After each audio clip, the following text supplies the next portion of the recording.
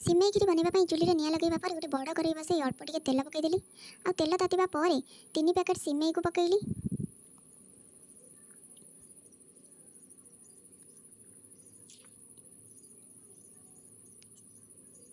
सिमेई पकईबा सरीबा पर ताकू टिके भल भाव में गोलैली। सिमेई को भाजवाई मुझे गोलिया गोली चलई गोलिया गोली करने भितर सिमेई जमी पोड़ी न जाए सेमती मुझे गोलिया गोली करुँच। गोलिया गोली चलवा भितर सिमेई मोर ये भाजी हो गलानी।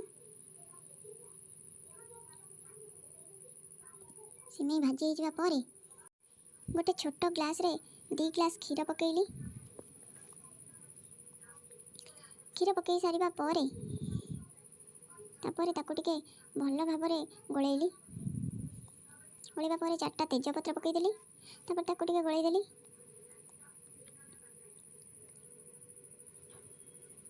तापर गुंड कर रखिथिबा गुजराती की पकईदेली। गुजराती की गुंड कर नहीं गोटा पकईले बास्ना आसबनी।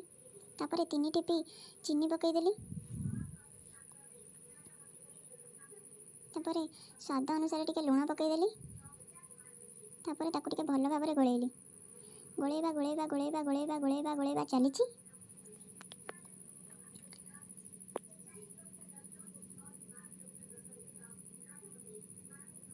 एबे गोलैबा सरीगला।